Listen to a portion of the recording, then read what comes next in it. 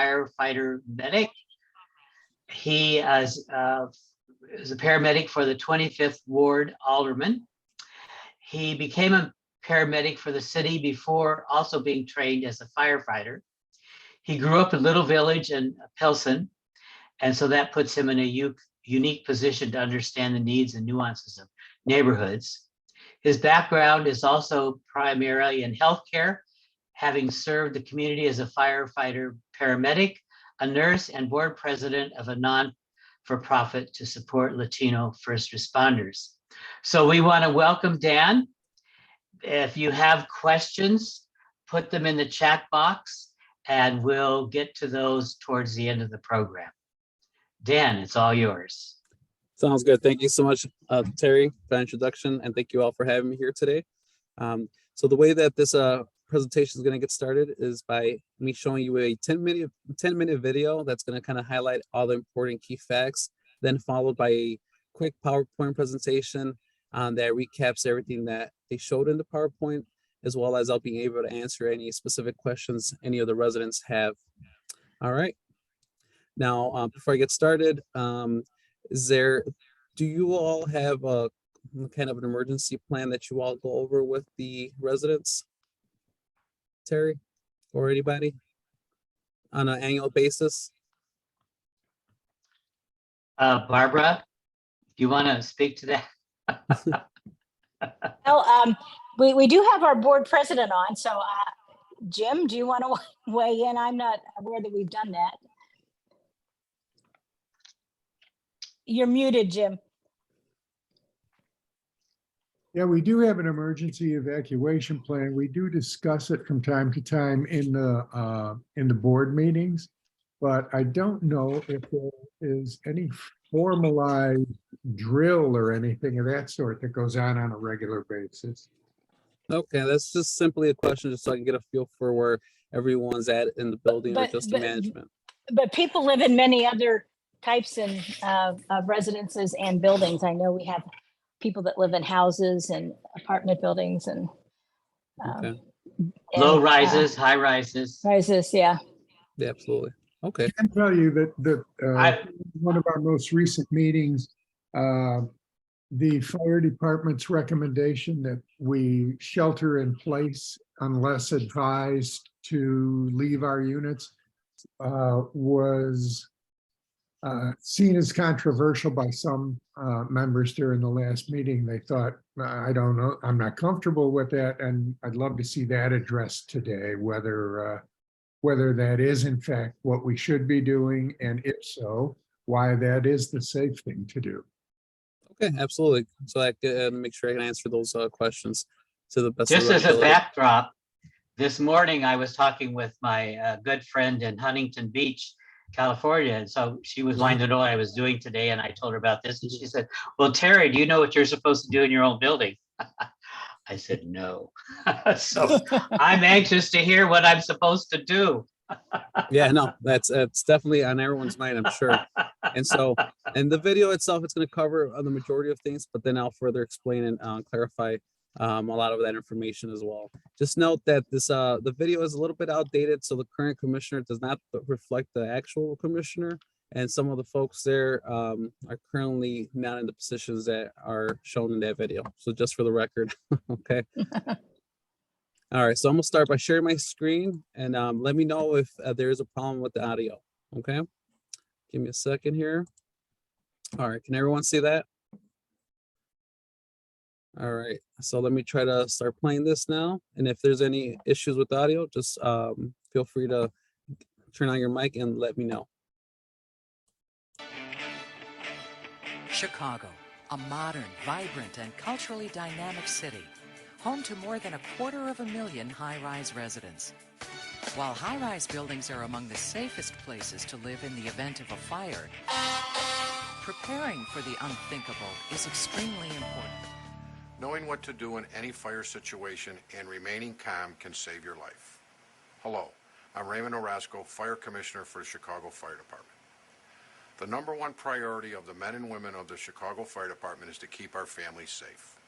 We're constantly training and learning new techniques, and we've made enhancements to our high-rise life safety policies, all aimed at one goal, to help protect your life.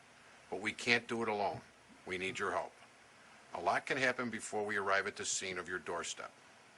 Taking proper precautions, knowing what to do to keep you and your family safe will make a world of difference. This presentation is meant to educate you, the high-rise resident, about what to do if there is a fire in your building. Let's work together to keep everyone safe. While high-rises are generally safe, in a fire emergency, residents who live in any of Chicago's high-rise apartment or condominium buildings face unique and sometimes more difficult challenges than people who live in single-family homes. Being prepared is very important. If there's a fire, how safe am I in a high-rise? You may not realize it, but in the event of a fire, high-rise buildings are among the safest types of buildings. That's because they're constructed with fire-resistant materials. Nationwide, only 1% of fire deaths occur in residential high-rises, and 94% of residential high-rise fires are contained within the room of origin. Most often, these fires are kept to a single room or one apartment. In fact, modern high-rise construction is designed to keep a fire contained to its area for well over an hour, as long as the doors are closed. So, the Chicago Fire Department's message to you is this: be prepared, don't panic, and always remain calm. It's important to stay calm and not to panic, because you don't want the situation to take control of you. You want to take control of the situation. Remember the acronym CALM. It stands for C, call 911.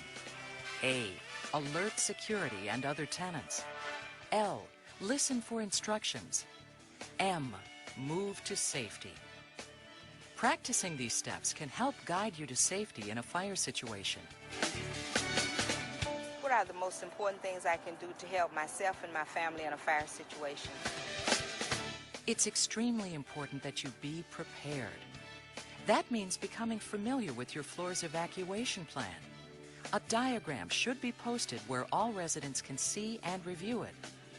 Find the location of all exits on your floor, especially the stairwell nearest your unit. Be aware, in high-rise fires, staying in place is often a safer option. Always have a set of house keys and a flashlight in your nightstand. Check the smoke detectors in your unit. Make sure they are working at all times. Call 911 first if you smell smoke. This can save precious moments, and 911 operators can instruct you on what to do. I'm Carter from apartment 19D. Know your building safety systems, because this can help you make informed decisions and help you in emergency situations. Remembering what to do in an emergency situation is very important. It can help save your life and the life of others. If there's a fire in my building, should I stay in my apartment or should I leave? If the fire occurs in your unit, leave immediately and close the door behind you. This will prevent the spread of heat and smoke into the hallway. Don't lock the door. It needs to be unlocked so firemen can enter. Remember the steps in CALM. Call, alert, listen, and move. Move to safety. Go out to the hallway or a neighbor's apartment and call 911. Hi, I'm calling to report a fire. I'm at the Sterling Building, 345 North LaSalle. I'm in a neighbor's apartment and the fire is in 3702. When you call 911, be specific. Tell them where to find you. Give them your floor and apartment number. And stay on the line. 911 operators will need to ask you several questions and will then instruct you on what to do. So remember, listen carefully. Answer calmly. Provide accurate information. This will help keep you safe.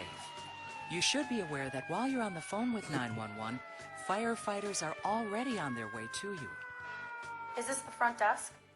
I'm in a neighbor's apartment. After you call 911, you need to notify your building office or security about the fire. Then alert other occupants on your floor. Fire on the floor! Fire on the floor! They need to get as early a warning as possible. When the fire department gets to your building, Firefighters will first verify the location of the fire, then head to the site by going up the elevators as well as the stairwells. In newer buildings, a firefighter will check an alarm panel.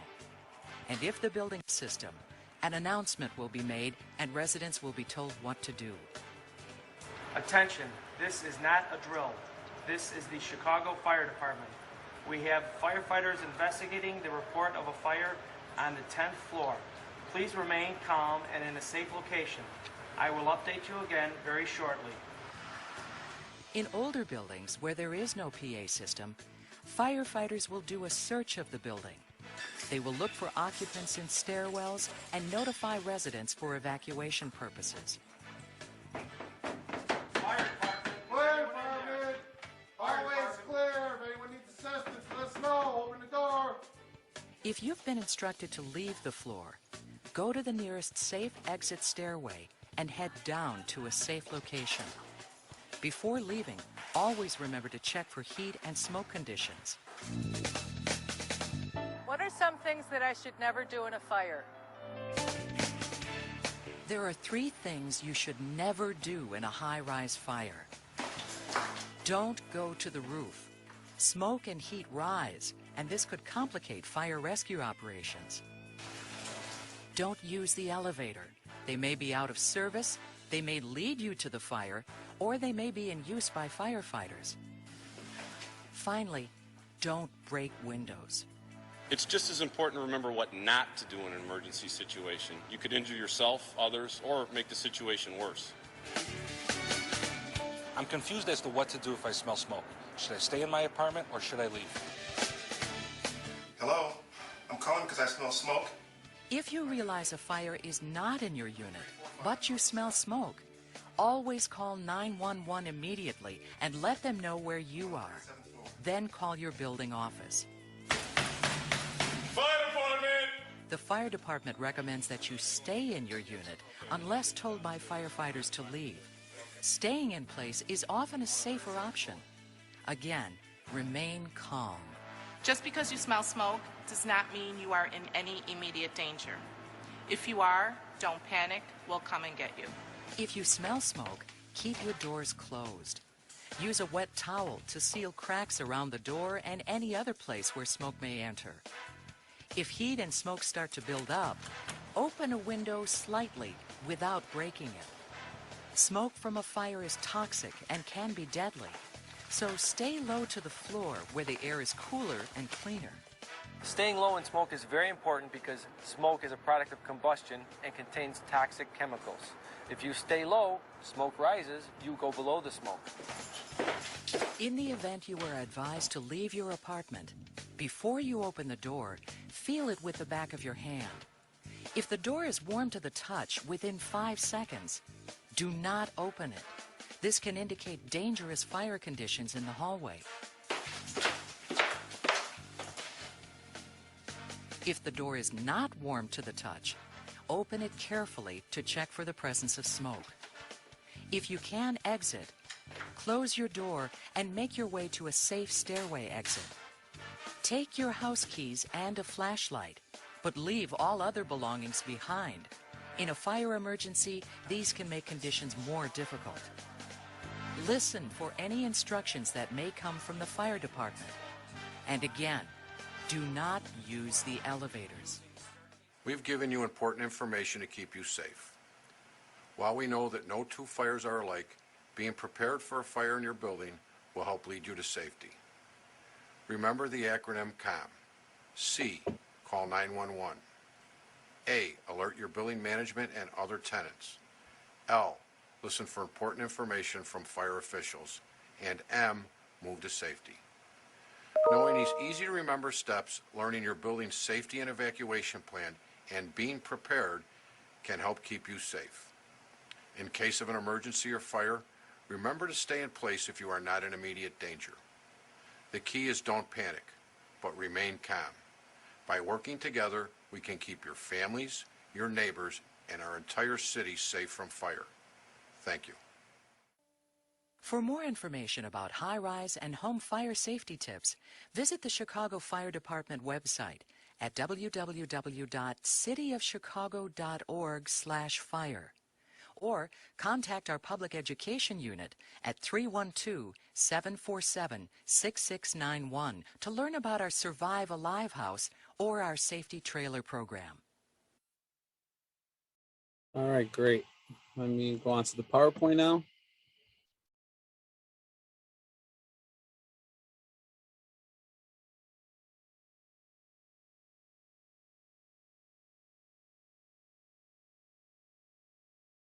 All right, let's see. All right, so some objectives here from the PowerPoint are the following. We're gonna make sure everyone's familiar with their own safety protocols that they're building. I know the video that you all just saw was just a generalized kind of instruction video on what to do. But again, there's slight differences in different buildings as far as how to go about their safety protocols. Now, is everyone here from the same building, or are they mixed buildings? I don't know if you can answer that, Terry.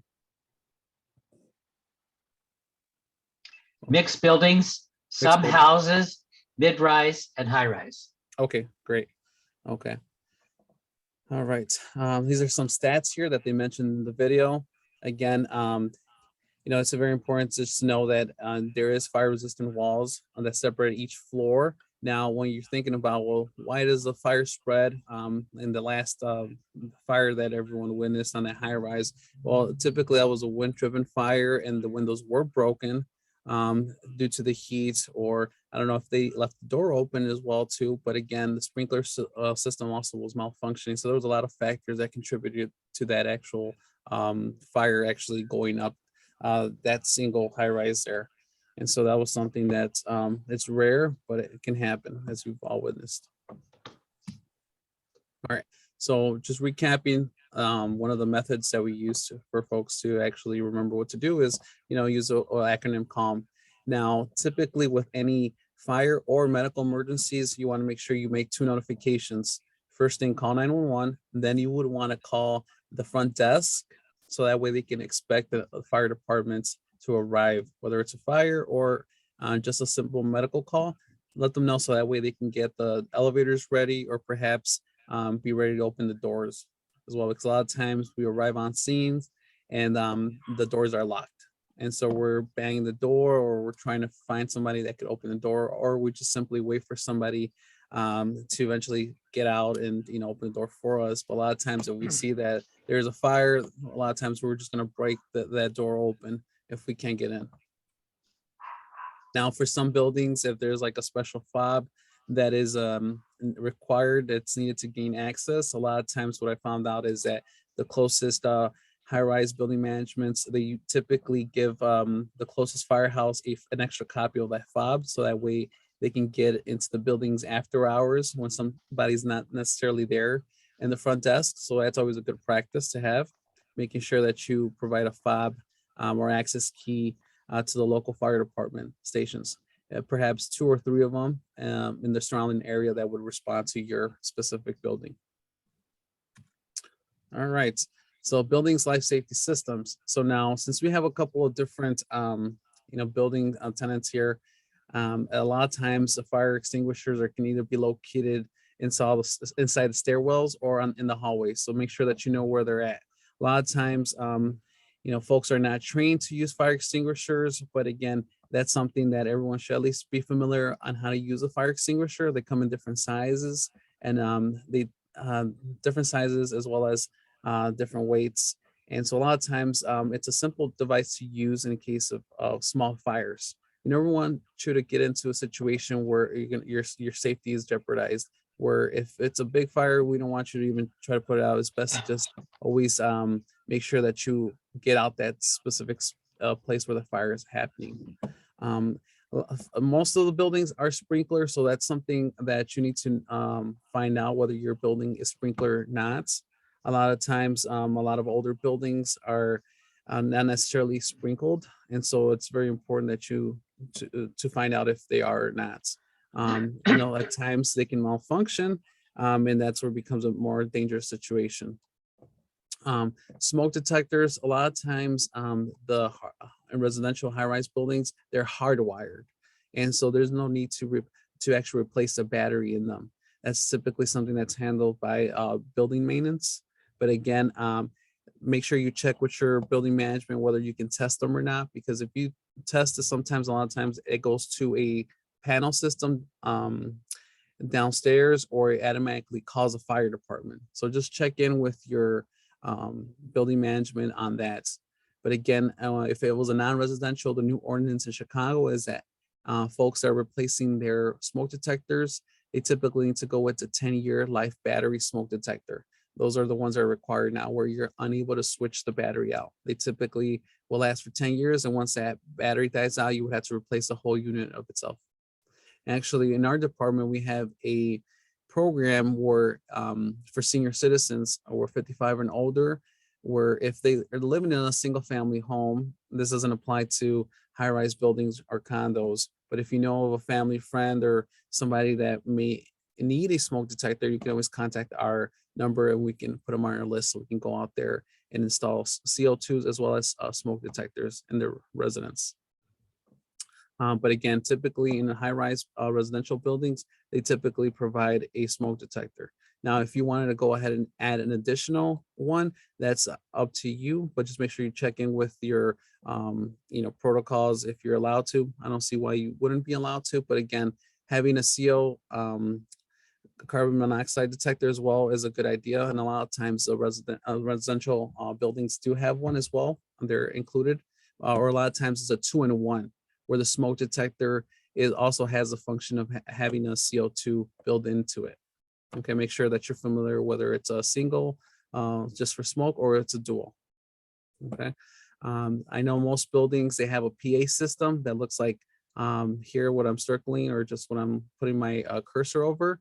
A lot of times it's very important that you listen to that message, because in some situations they might tell you to evacuate, and if you're evacuating, to use a specific stairwell.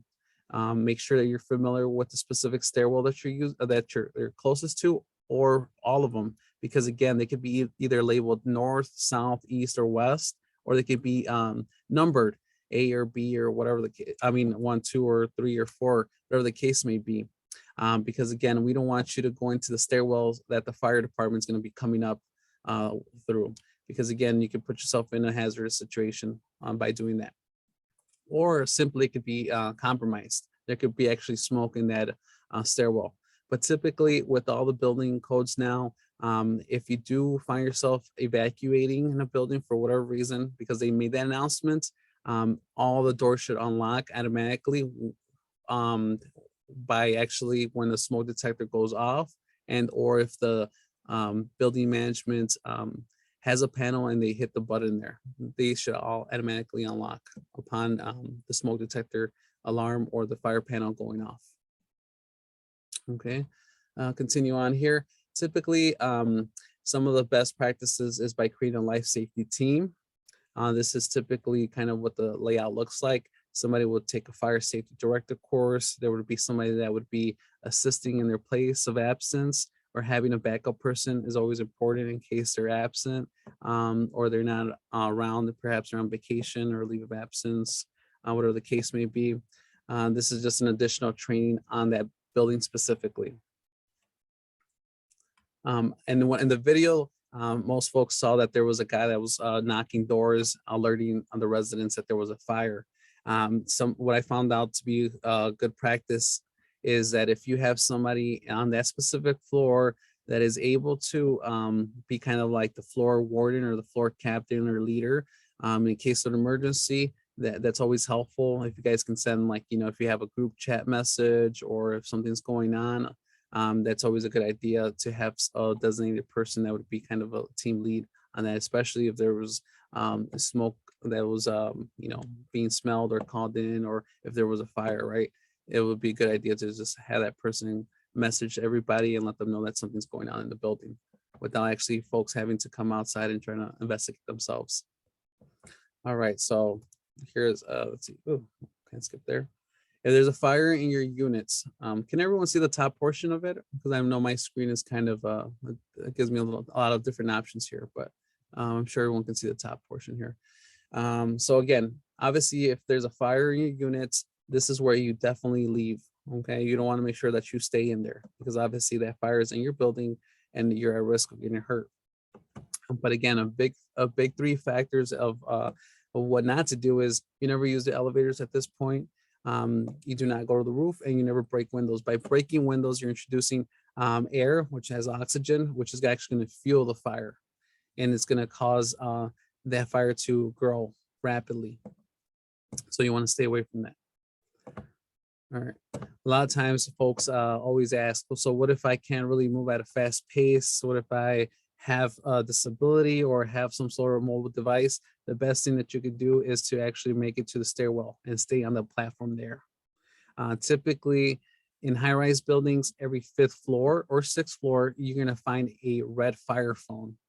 And that red fire phone, what that allows you to do is it actually calls downstairs to the fire panel, in which the fire department is going to take over, and you would be able to communicate with them.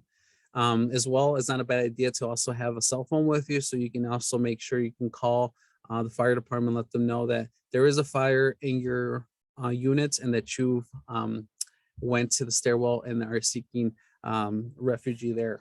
Okay, so that's something that you also could do as well. So we don't expect you to go down the stairwell as well. Somebody will eventually come and get you. The fire department will send a team up there to rescue you. All right, if a fire occurs in your building, obviously, you know, it's call 911 to notify building security if you can. I mentioned that you can use a red fire phone. Again, same thing with medical calls. You want to call 911 and let them know which unit you're having that emergency in, as well as notifying the security personnel or the receptionist. All right, so just kind of a brief overview of what the fire department does when they do arrive on scene. So we assume control of the building. So we try to evacuate occupants as needed. Not all fires require evacuation. We do search and rescues. We treat and transport folks for smoke inhalations, and we extinguish the fire. There's some safety tips here. It's always important to make sure that you test your working smoke detector. I know a lot of residential high-rise buildings have a yearly checkup, but it's not ever a bad idea to check in once a month. This is what we recommend to the public, to check in once a month on a periodic basis, as well as your carbon monoxide detectors as well. Because as you know, carbon monoxide is an odorless gas, which can lead to eventually death if it's not properly detected. It eventually takes a process to develop, but again, some symptoms can cause nausea, vomiting, headache, causes your skin to turn reddish. So keep that in mind. It's very important that you have CO2. Typically, anytime you have a fuel burning appliance, you're required to have a CO2. Okay. Always want to check the stairwells for heat and or smoke conditions before entering. Keep a spare key of a flashlight at your nightstand under your bed. So now if the fire was perhaps in the hallway and you saw that it was there, so that's typically where you want to stay in place. A lot of times, if you're close, if you're in your bedroom, or if let's just say the fire happens in your kitchen and there's no way to get out there, typically you're going to make that notification and you want to go by a window where you can either flash the light down to the streets, or if you can crack open a little bit of that window, start tossing items there or start waving a piece of clothing there so you can grab attention, because typically the fire department is going to do a 360 of the whole building. And so if they see something that's unusual, like somebody waving out the window or throwing pieces of clothes or just items, they're going to suspect that that's where the fire is at, and there's somebody that needs to be rescued up there. All right, so that was the one other little video that I showed you. Now it's time for a little bit of Q&A for those that have questions. And obviously this is the location where we're located. We're at the public education units, so feel free to take down that number or take a picture of it. Here you'll be able to find we have resources, handouts, and any smoke detectors too that you would be interested in obtaining. You did answer Barbara Norish's comment about many high rises in Hyde Park are vintage buildings without sprinklers. Sarah Wright had a question. Sarah? unmute Sorry, yourself. yes, thank you. I'm unmuted. Yes, my concern is about if a fire happens on the really upper floors of a high rise. I'm talking like say above the 15th floor. And I'm also concerned about my neighbors and so forth that may be elderly, that may be handicapped. And if they're told, don't get in the elevator or the elevator isn't working and they're not physically able to walk down the stairs, how is that handled when they're up on very high floors, maybe higher than the firemen's ladders are able to reach? Yeah, so it goes back to the simple kind of rule of thumb. If the fire is in your actual units, then you try to go to the nearest stairwell. Okay. Now, if the fire is outside of your unit, you typically stay in place. And you try to block the door gap from any smoke coming in there. Okay, that's just as simple as the way to remember it. But now if you find yourself in the stairwell, now we don't expect you to go down on the stairwell unless you can. But again, every 5th or 6th floor, there should be a phone that you should be able to pick up and notify downstairs to be able to make that notification. And or if you have your cell phone, which we recommend you have with you, then you can make a notification and let them know that you're in the stairwell or whatever floor you're in. So that way they can send a crew to rescue you from there. But by all means, if you have a device, a mobile device, a walker, stroller, wheelchair, that's where we want you to stay. We're never going to use the elevators because they can malfunction, or the fire department is actually going to take over that. Okay. Or a lot of times they stop working. Sorry, so you're saying if you're disabled and you're unable to walk down or move down the stairwell, that notify the front desk or someone, and then the firemen will come up in those upper floors and assist you in getting down. Am I understanding that correctly?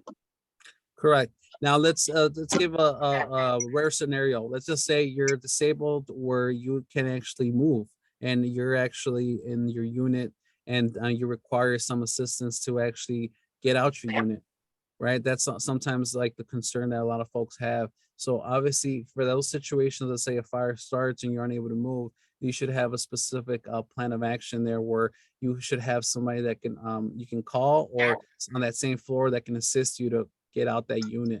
But typically, I don't know if that's something that's allowed for folks that have that a severe disability where they aren't able to move to still stay in that high rise. A lot of times those folks need to stay at a assisted living or a different type of unit that they require 24-hour care or perhaps somebody looking out after them. But I think it's important to emphasize that you're saying stay in place unless the fire is in your unit. I mean, that's the reason I live in Cornell Village. We have fire doors. Our doors to our units are expensive. Yes. Because they're intended to block the fire. So stay in your unit. I think our impulse is to leave, to get out and to get away. But you're saying if it's not in your unit, stay in place. Correct. Yes. If it's not, the fire is not in your unit, stay in place.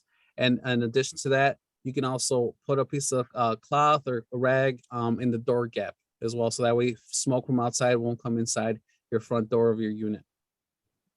Does that make sense? Yes.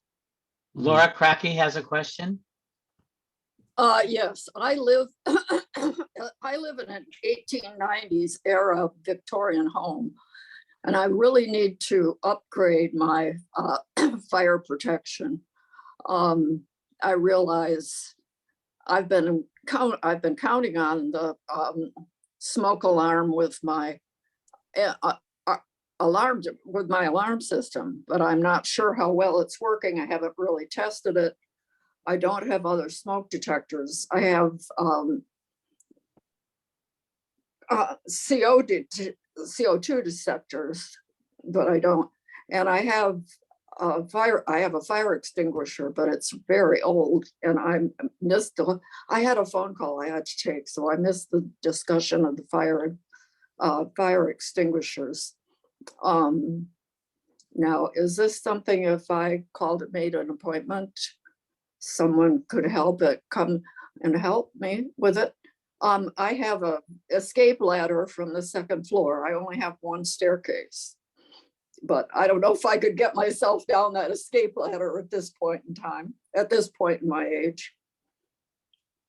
Okay. Yeah, if it's a single family home, we're able to come out there and check your smoke detectors and your carbon monoxides. And if you're in need of one, then we can go there and install them as well too. And then typically smoke detectors and CO2s, they have a lifespan of 10 years. After 10 years, you're required to replace them because they do malfunction and they don't work appropriately. As far as a fire extinguisher goes, remember the word acronym PASS, PASS. In order for you to use a fire extinguisher, you have to pull the pin, aim, squeeze, and just spray the content, the powder that's inside at the base of the flame. Okay. Okay, I probably, now what's that number again to call? I tried to write it down and then it went off the. Yeah, absolutely. Here, let me pull it up on the screen so that way folks can actually see it. So can everyone see that? 74766. Feel free to take a picture, write it down. 91. Okay. Got it. Okay, awesome. Fire department. Yes. Okay. Barbara Norris has a question.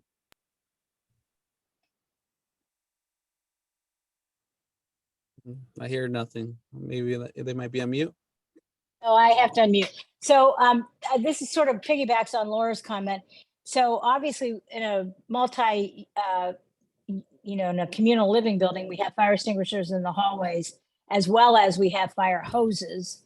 Do you recommend that I'm wondering about the utility of having a fire extinguisher, especially in the kitchen, in case there's a flash up fire on the stove or something like that. Do you have any advice about that? Yes, absolutely. So yeah, so it is appropriate to have those small canister smoke extinguishers, or fire extinguishers rather. There's some that are small, like just a spray can size, that in case there's a small fire, grease fire that occurs, that you can use that for that. A lot of times grease fires, depends. The best method is to actually have something that's not a stove that is non-gas. A lot of times it's easier to control that, because with a lot of open flames, it can actually cause the grease fire to actually spread a little bit quicker. But again, there's so many different fire deterrents. Some of them you can actually apply on top of where the stove is at, where the actual vent might be, where if it gets too hot or the flame gets too high, there's like little canisters that eventually erupt, which throws down powder and puts out the actual flame. Now, if it was a grease fire, a lot of times you got to smother the actual flame, whether it's you put a top on the stove, you cover it completely, or you get a damp towel and you throw it over the pan or the pots. Okay. But again, only use a fire extinguisher if you're adequately trained in it. Now, as far as the hoses that you might find in the actual hallways, the fire department does not utilize those hoses. A lot of times we don't know how old they are. And that's something that honestly, I've never seen anybody use those. They're just there as kind of an alternative, maybe back from if the building's a little bit old, maybe that's something that they utilized. But again, a lot of buildings actually have retrofitted sprinklers, which is kind of the best practice. But by law, I forget the dates, but if you're in a building that's it was grandfathered in, technically they're not needed to upgrade to fire extinguishers. But a lot of buildings are doing a good job just to try to retrofit the actual sprinkler systems that are not in place. Thank you. Yeah. Deborah has a question. Sure, absolutely. Go ahead. So we're one of those buildings that doesn't have a sprinkler system. So I was wondering, do you guys have like a roadmap to a plan to put together a fire safety plan? Because we have a lot of elderly residents, but we also have 2 sets of staircases. And so one would be the outside staircase and one would be the internal one. And the assumption is, and I don't know, that people who are not, don't have a disability or something like that would go down the other stairs if they needed to. And the other thing is, I was in a fire and the smoke filled up the house very, very, very quickly. And I know you're not supposed to open the window, but we had to open the window or we would have choked to death. So what do you do in that situation? So to answer the window opening question, you would slightly open it. Another way to not actually breathe in the soot or just the smoke, black smoke, is so you can always grab a damp towel and put it over and try to breathe through that as kind of a safety measure.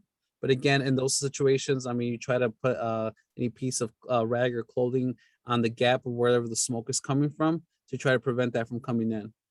So now, as far as creating a plan, that's something that you would have to contact maybe the business management, because they do have certain companies, and none which I can actually recommend, but out there that actually can provide such a plan of place in action, right?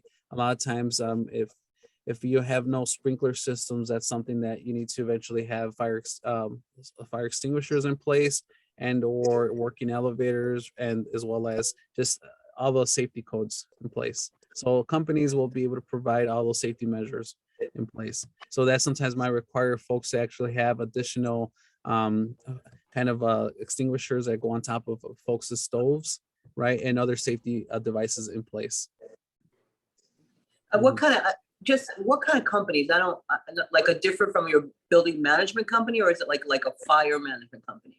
No, it would just be something different from not the fire department, but again, you can always check in with the Fire Prevention Bureau, and I can provide that number to you all, so that way you can call them and they can possibly provide any reputable companies. But again, any type of company that would work with residential high-rise buildings.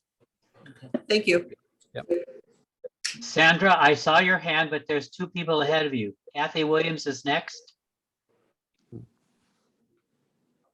I'm unmuting here. The small extinguishers, I have them. I've given them to my children. They all have them. I worked in a hospital, so we had to train on using these things. But when I give them to my family, they don't get to train on them, and they sit around for years. I mean, I wonder if they're even working after 5 or 10 years.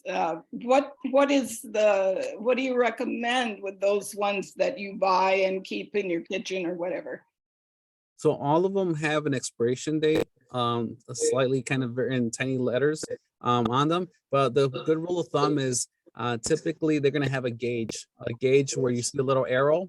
And typically, if the little arrow is in the green section, then that means it's still pressurized. Over time, that arrow is going to slightly diminish to the red zone. And once that happens, then all the pressure is going to be gone, and that's going to be a malfunctioning device.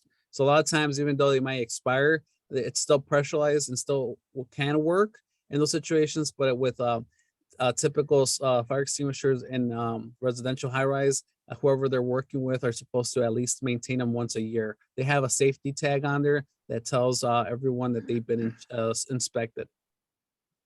Thank you. Yeah, you're very welcome. Sam, you're up next. Unmute yourself.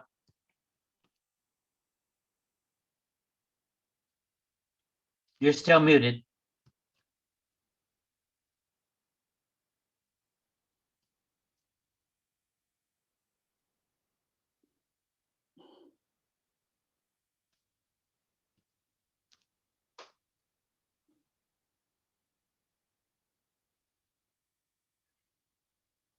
We go. There you go. Okay, I'll follow up on Deb's question about the stairwell. So at what point we have spent a lot of money to have an outside outside stairs? At what point would you ever use those?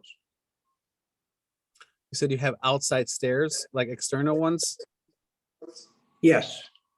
It's a fire escape. It's a fire escape. Fire escape. Outside fire. We spent a lot of money on that. And at what point we were required to by the city? At what point would we use that? A fire escape? Okay.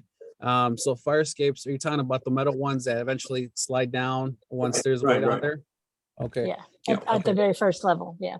at the first level. So those are operated by weight then. So if anybody does evacuate through those, and that's typically your exit would be through a window, correct? Or would it be, is there a specific door? We have fire doors in every unit that lead out to the fire escape. And there's one in each tier of the building. 2 fire escapes. We have 2 towers. There's a fire escape all the way from the top floor to the floor right above ground level on each side of the building. Okay, are they both external or is there one interior? Yes, they're both external. They're both external. Okay, they're both external. Okay. Okay, so then yeah, We also have regular stairwell. We also have a regular stairwell. Yeah. Stairwell. Okay. So I have 2 ways to get out. I can either external or internal get out. At what point do I use the side? Okay, so there's a total of 2 internal stairwells? Yes, 1 for each tower. 1 for each tower, and then in addition to that, there's also 2 externals. Yeah. Okay, great. So that's great. So it's more ways to actually get out of the actual building, right? So the best preferred method would be to use the internal ones. At the point where you see that the internal ones are ever jeopardized, or if there is a PA system, announcement system that is implementing your building that tells you to use your external ones, then that's where you'll use external ones. Or if you find yourself in a situation where maybe the external one is actually closer to you, and the pathway to using the internal ones is jeopardized, meaning that there is a fire there, and that's the only one that you're able to use, and you go ahead and use that external one. And a lot of times, if you're outside, obviously the fire department will be able to see you right away, or somebody will be able to see you that you're there. And if you're unable to go down the stairwells, obviously, you could stay in place as long as the fire is not getting to you. Okay. Sandra, it's your turn now. Unmute yourself. And just in addition to that, the fire department does have shepherd hooks, which allow us to bring those stairwells down, those external ones as well. If you can't activate the actual pressure weight on those, or actually set them down, we are able to pull those down. And that's assuming how big of a floor or building are you talking about? 26 floors. 26 floors, yeah. Okay.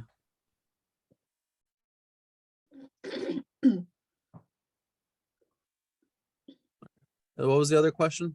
Okay, my question was also about how to use the external fire escapes, because I know it's right outside our kitchen door. But I mean, how do you actually make it go down to the ground? Mm-hmm. So those typically, sometimes they're latched. I would have to see what type of setup they have, but a lot of times they're weight based. A lot of times you have to detach the top portion to just let it actually drop to the floor. But that's something as well too that it wouldn't be a bad idea to talk to building management as well to see what would be how would you activate those, because it's slightly different. I can't just generalize and just saying that all work in the same way. That's something that would be a good question for your building management to address as well. But the good thing is that you do have that option as well, like a balcony escape as well, in case your front door is jeopardized by fire, but make sure that you always keep that door closed. At least you'll be able to kind of get out that way and just stay in place until the fire department gets there. You're talking about 5,000 Southeast End on that question. They're counterweight balanced. So when you walk out on it, your weight will bring the last half story down to the ground with you.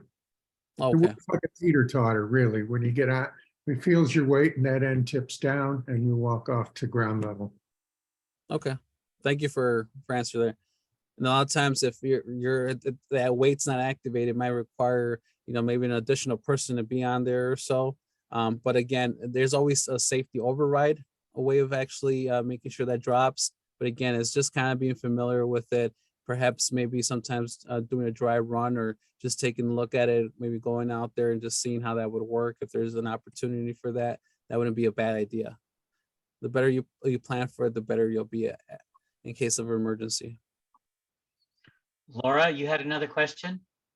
Well, I was just going to comment that Hyde Park has a lot of multi-level older buildings, and I don't know just how fireproof the units would be in those. And you would really need to know about that, because in some of those buildings, the fire might spread a lot more quickly. It might not stay in a one unit. So every unit should be, it's typically separated by firewall, meaning it's a concrete wall. And they typically have fire resistant doors that are typically last for about more than an hour or so, or rated for about an hour. But a lot of times that's where you would just stay in place and try to just seal the gap of the door from smoke entering. So Even some of these 1920 buildings and things like that. yes, so that's something too. Just I mean, every building's a little bit different, but again, the best thing to do in that situation is, you know, stay in place. So Back in the day, I used to live in the Twin Towers, and we had a fire below me.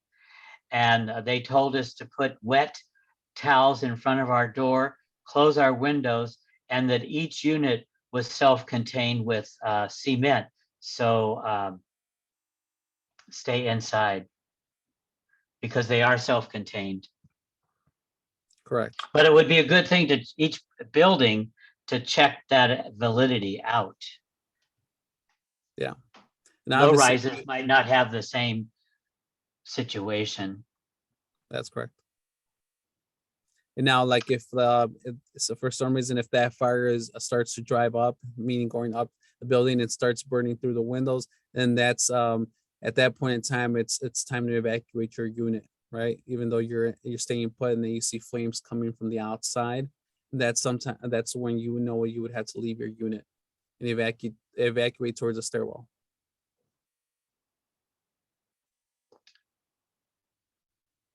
I don't see any other hands up. Any last burning questions? No pun intended.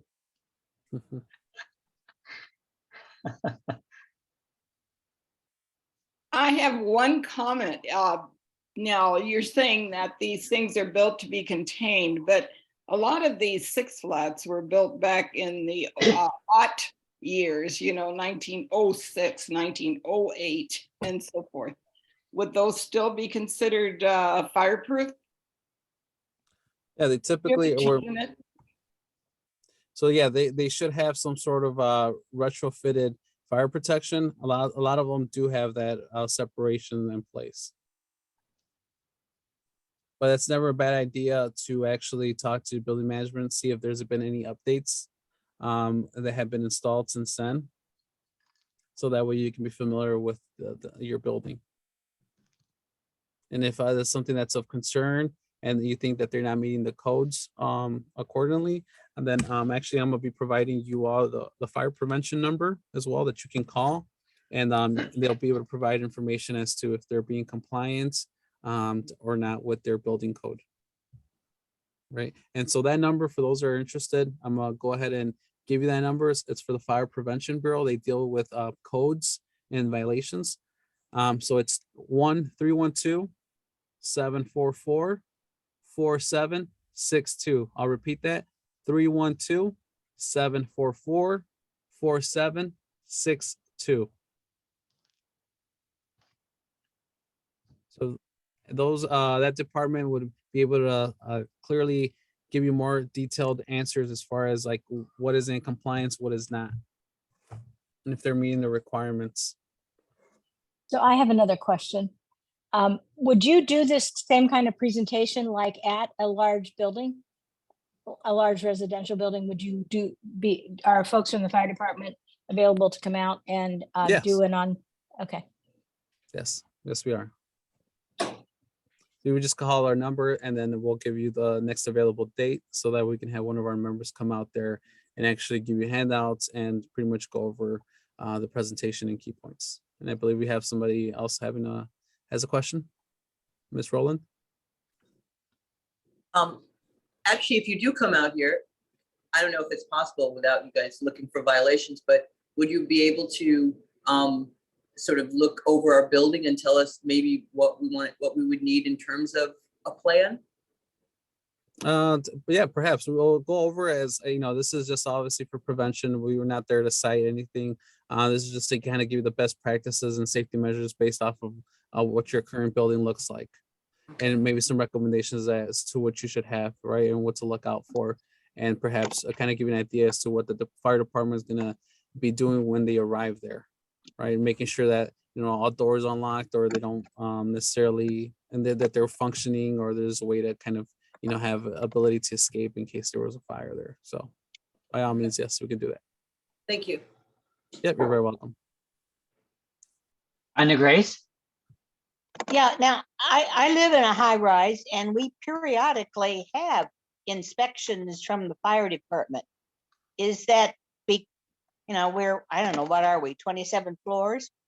Are the smaller buildings inspected as well as the larger ones? It typically, the larger the building is, the more you're going to have fire drills or inspections. The smaller that it is, the less, just depending on the category of the height that it is. So they're required to have minimum, but most larger high-rise buildings eventually will have more. So I have a question comment. Yes. We heard recently where the fire person died post going up the stairwell, and that particular building, I think it was in the Loop or North Gold Coast, had numerous violations and inspections, and not everything was actually done, and there was a period of time to which they were non-compliant. How could one go about if you live in a building and you have fire inspection violations, how, as either a renter or an owner, how could we go about making sure that our building, or anyone's building for that matter, has the violations corrected, etc. Despite the fact it was tragic that fireman did die, but that's another part of the story. Yeah, no, so that's just to touch quickly based off of that, I know the elevators at that point became inoperable due to water damage, and so therefore the last resort was to use a stairwell to get up to the fire floor where the fire was at. And in that process, I think it was ruled that it was a heart attack, right, that got him. But again, in those situations where if your building has a lot of violations and codes, it's really to put pressure. I mean, you can call the fire inspectors there to come out there with the number that I gave you, but again, it's really to put that pressure on building management to really start getting everything, the ball rolling on that, because again, you don't want to wait, for such a long period of time until something happens and then never got corrected. And that's something that is really up to the tenants or the associations to kind of come together and just really, kind of make sure that they have a plan of action or a timeline in which that's going to get done. Because I know it's something that eventually takes time, but again, putting that pressure on them to make sure that gets addressed. And if not, then that's something that you all need to figure out a way to just kind of really, make them do that, right? Because again, it's kind of scary to know that there's these violations in place and they're not getting addressed. And sometimes they go years without actually getting addressed. So. Mm-hmm. So would it be safe to say that if a building is trying to comply with the life safety standards or criteria that the city of Chicago has put out, and it costs money to do those things, is that still a good thing we ought to do and be in compliance with? Mm-hmm. Yeah, I mean, it would be to the benefit of everybody that's living there to be compliant and to make sure that everybody's safe and have all the safety measures. Now, as far as like the cost goes and stuff like that, a lot of buildings get away with it because they're grandfathered in. So it's kind of something that it would have to take kind of a majority of people that live in there to make sure that things get addressed or based off of however your building is structured.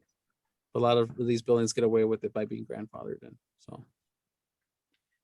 And just as an FYI, for those of you in 5000 East End, We are in compliance with all life safety standards. It's been a multi-year project costing over $1 million to bring us into compliance, but we are currently in compliance and have that certificate from the city. Debrin. So you were talking about a PA system. I don't know if we have one, but I had two questions regarding that. In the fire I was in, the PA system didn't work. And so do you guys recommend that you test them? And the second thing is, do you recommend, like, it sounds stupid, but fire drills? And the reason I ask is that above me and below me are, above me is a woman who has a walker, and below me is an elderly couple. So if there were a fire and we needed to get out, I would want to know whether I'm supposed to go upstairs and knock on her door and try to make sure she's okay, or go downstairs and knock on their door. So, you know, in terms of sort of the fire drill internally, what would we do? Do you guys give advice on that? No, so we don't necessarily do fire drills for residential buildings. I know there's third-party companies that do that. The only fire drills that we do is for commercial buildings, especially for seniors. We don't necessarily do that, but that's something that you all can organize as well. You know, as just association or just group leaders. If you all obviously, you know, want to put it in place in practice, you guys can, you know, try to do that. But again, that's up to the specific building. As far as PA systems go, they typically should be tested once a year, if not more than once, to make sure that they actually work. Sometimes folks might confuse those with you know, a PA system with just a strobe. And some of them may look like they actually have a PA system, but a lot of times it's just a siren that goes off with the strobe light. So now for those that are hearing impaired, you're just going to see a flashing strobe light that's going off, which also indicates that there's smoke or fire somewhere. And that's going to alert folks that something's going on in the building. A lot of older buildings only just have the strobe lights. They don't necessarily have that PA system. One last question.